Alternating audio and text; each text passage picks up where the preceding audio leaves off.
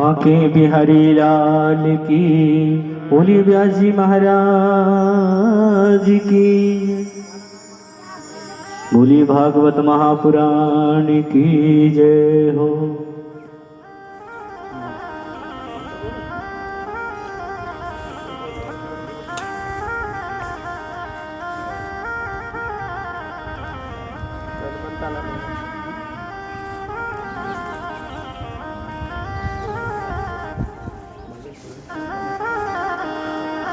बोली राधा रानी सरकार की जय हो।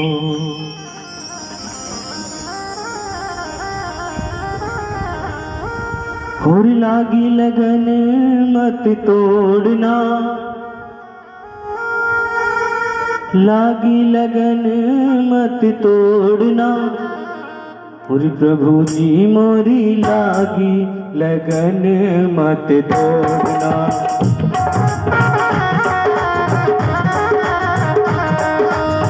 लागी लगन मत तोड़ना, ओ लागी लगन मत।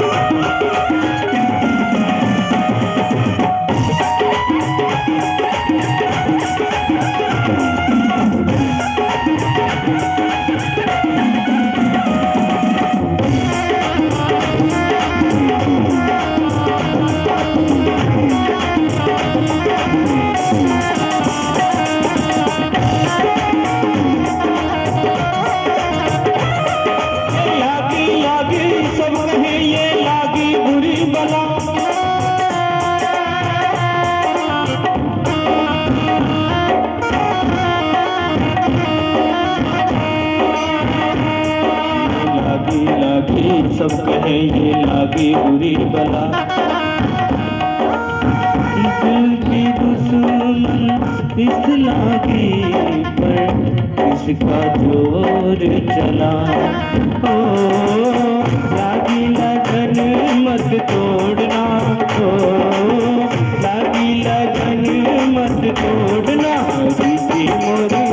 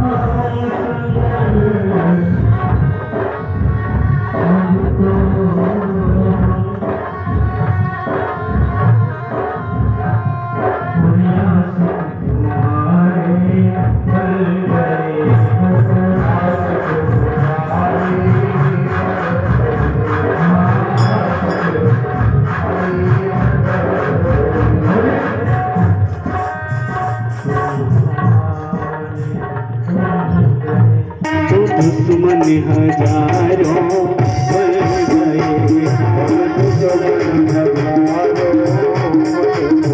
लेकिन जब से तुमको दिया है प्यारे, जब से दिल तुमको दिया, तो हर दिल के प्यारे बन गए, तो हर दिल के प्यारे बन गए। ये कहते हैं लागी लगन मत तोड़ना, ओ लागी लगन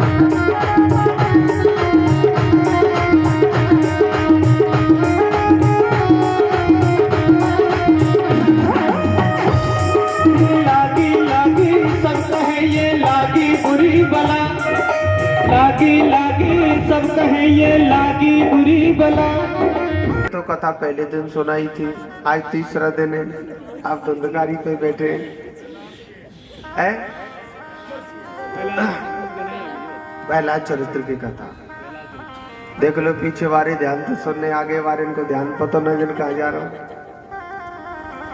तो जोर से बोलो पहले राधे राधे। बड़ी सुंदर प्रहलाद जी महाराज की नरसिम्हा भगवान की झांकी निकाली। आप सबने दर्शन किए कि नहीं किए? ऐसी सुंदर भगवान की लीला।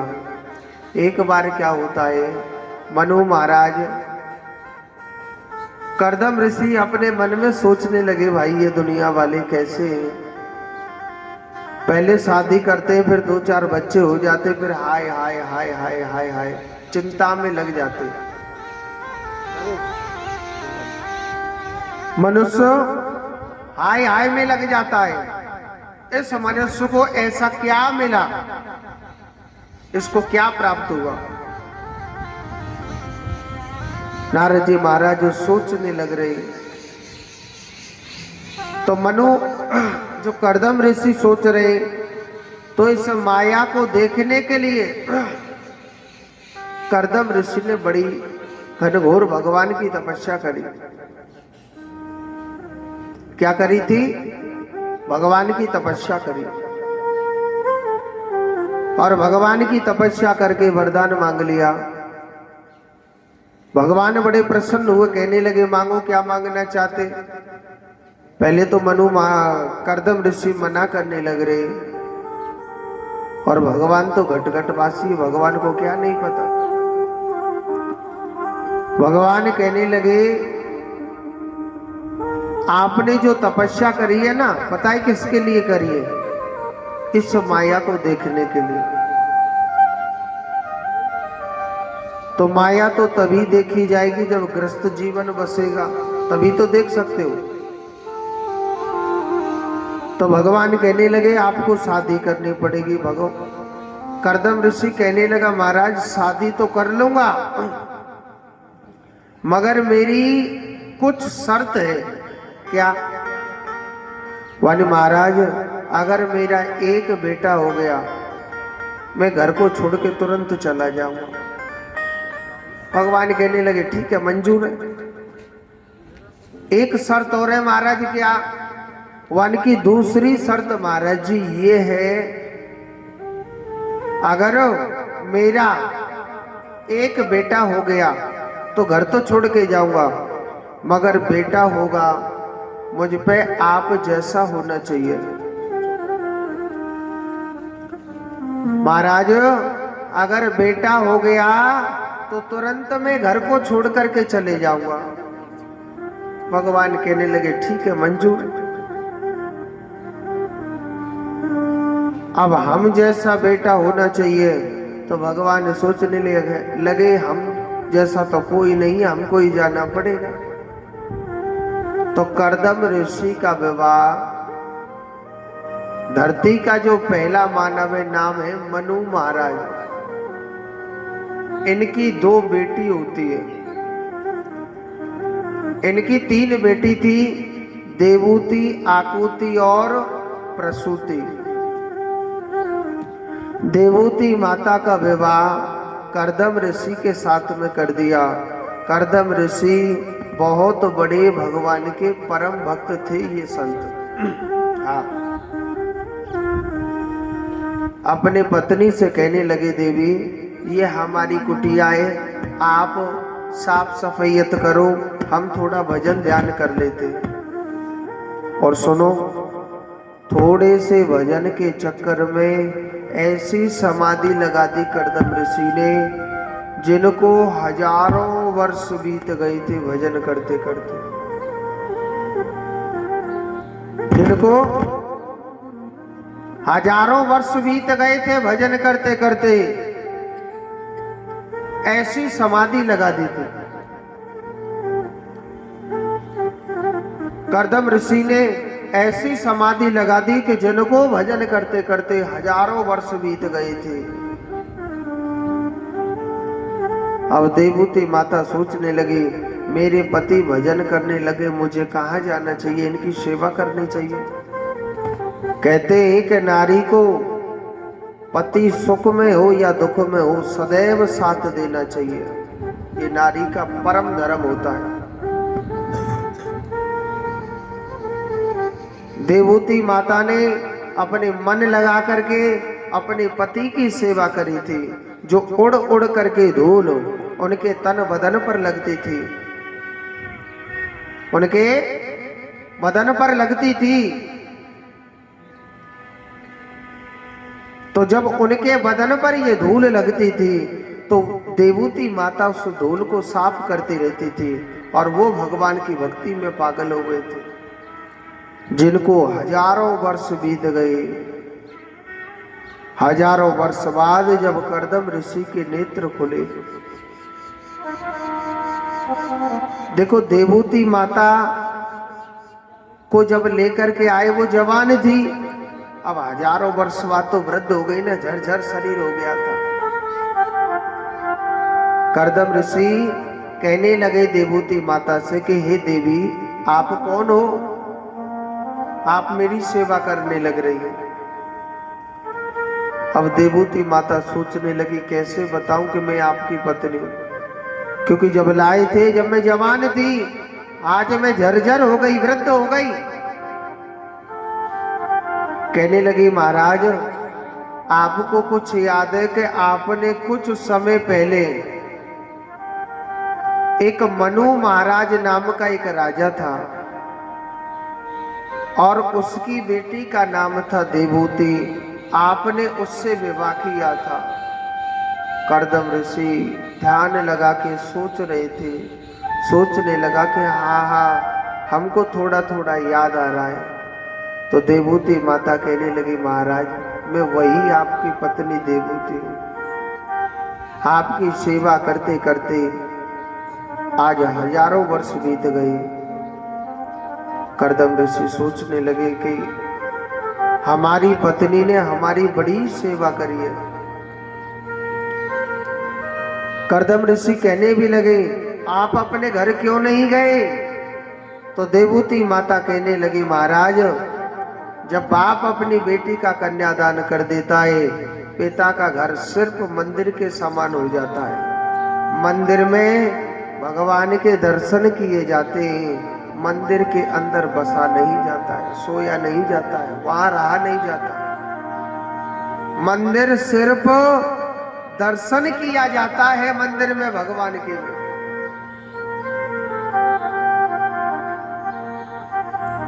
कर्दम ऋषि बड़ी चिंता में हो गई, अपनी पत्नी से कहने लगे,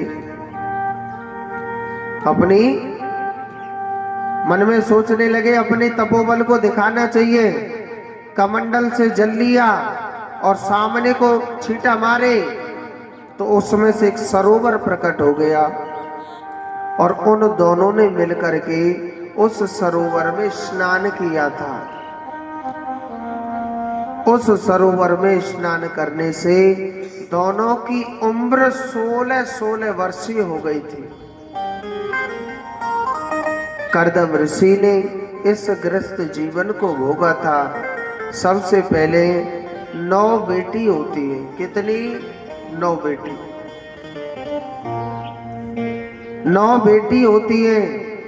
एक बात बोलो, बेटी भाग्यवान के घर में आती है, किस्मत वाले के घर में आती है। बहुत से लोग बेटियों को देख करके जलते हैं। वेद कहता है पिता की जब मृत्यु होती है या माता की मृत्यु होती है ना, बेटी के ही आंसू उसको मुक्ति दिलाते हैं, अन्यथा नहीं, उसका मोक्ष नहीं होता। बेटी के आंसू ही पिता को मोक्ष की प्राप्ति कराते। कर्दम ऋषि भगवान का भजन करते थे, भगवान का चिंतन करते थे। सबसे पहले भगवान की कृपा से उनके 9 बेटी होती है और 10वें पुत्र हुए थे।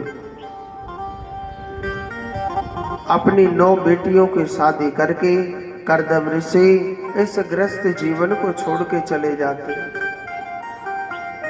अब देवूती माता बड़ा बड़ा विलाप कर रही अपने पति के लिए। अपने पति के लिए देवूती माता बड़ा बड़ा विलाप कर रही है।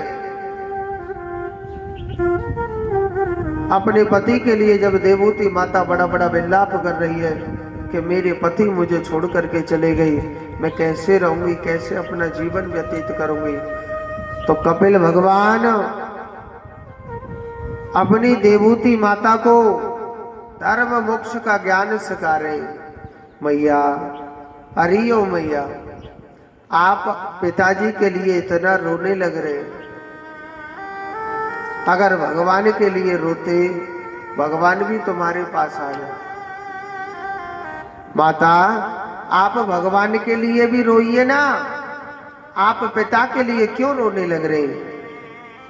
अरे ये तो भगवान की माया है, ये बेटा मेरा, ये पोता मेरा, ये बेटी मेरी, इस संसार में कोई किसी का नहीं। आप अपना मन भगवान में लगाइए, ताकि भगवान तुमको सदैव सुख देगा। ऐसी बात नहीं कि भगवान सुख नहीं देगा, अपना मन भगवान में लगाइए, अपना मन परमात्मा में, मेरे गोविंद में, मेरे भगवान में मन लगाइए। तो देवूती माता बड़ी सुंदर बात कहती है कि महाराज, आप कहते हो अपना मन भगवान में लगाइए, तो महाराज मेरा मन तो मेरे बस में ही नहीं है। महाराज, मेरा मन मेरे बस में नहीं है प्रभु। मैं खूब लगाने की कोशिश करती हूं, नहीं लगता है मेरा मन। महाराज, मैं अपना मन कैसे भगवान में लगाऊं, आप बताइए ना। ऐसी कोई, मैं बैठी हूं कथा पांडाल में, कोशिश करती हूं कि मैं कथा सुनूं, मगर मेरा ध्यान कहाँ जा रहा है, घर की ओर भागा जा रहा है। मैंने ये काम नहीं किया, मैंने वो काम नहीं किया। महाराज, बैठी हूँ भगवान के मंदिर में, मगर मेरा ध्यान कहाँ जाता है, पोता पोतियों की ओर जाता है। महाराज, ऐसी कोई जड़ी बूटी है क्या जिसको पीस के खाने से मेरा मन भगवान में लग जाए?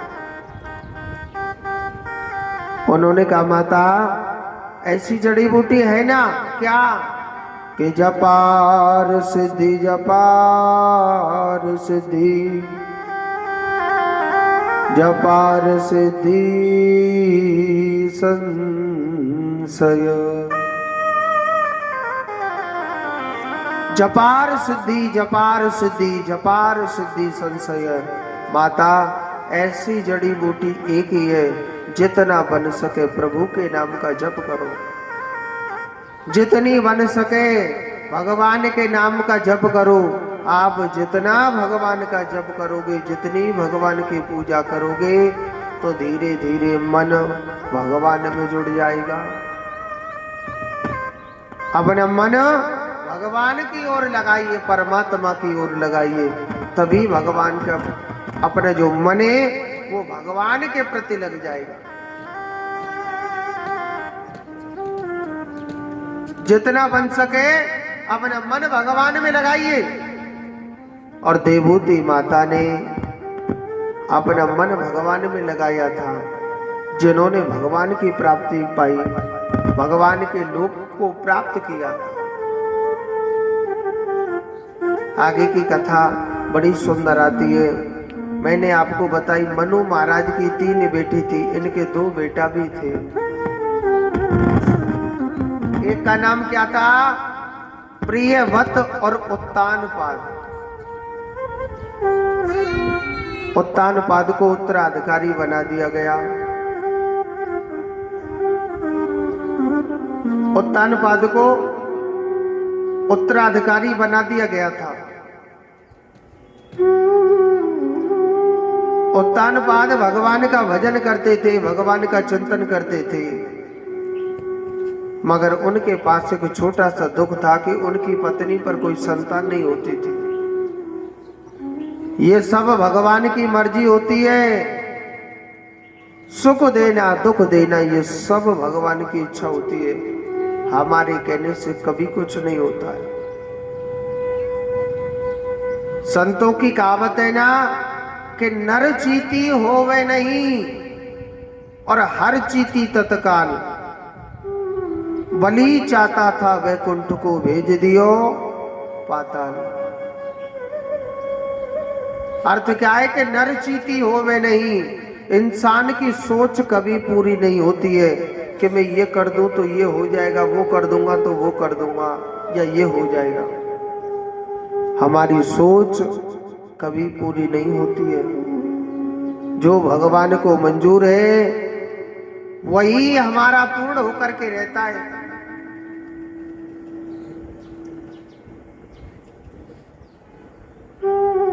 राजा उत्तानपाद उत्तराधिकारी बना दिए गए थे। सुनी पत्नी का नाम था सुनीति। सुनीति किसे कहते हैं? जो स्त्री अपने नीति और धर्म कर्म पर चलने वाली स्त्री होती है ना, उसे कहते हैं सुनीति। सुनीति भजन करती थी, पूजा पाठ करती थी, भगवान का चिंतन करती थी, मगर कोई संतान नहीं होती थी। बड़ी दुखी रहने लगी सुनीति। एक दिन अपने पति से कहने लगी, स्वामी मैं आपके हाथ जोड़ती हूँ, आप मेरे कहने से अपनी दूसरी शादी कर लो ना। स्वामी आप अपनी दूसरी शादी कर लो ना। राजा कहने लगा कि हे रानी, मैं दूसरी शादी कैसे कर सकता हूं? अरे पता नहीं दूसरी रानी कैसी आ जाए, कोई पता है क्या? मगर रानी जिद पड़ गई, कहने लगी महाराज राजाओं का कर्म होता है राजपाट 100 पीढ़ी तक चले, मगर महाराज हमारा राज्य यहीं समाप्त हो जाएगा। महाराज मैं आपके हाथ जोड़ती हूँ, कैसे भी आप दूसरा विवाह कर लो। उनके कहने से राजा उत्तानपाद दूसरा विवाह कर लेते हैं रानी के कहने से। और जिस रानी का नाम क्या है? सुरुचि नाम है।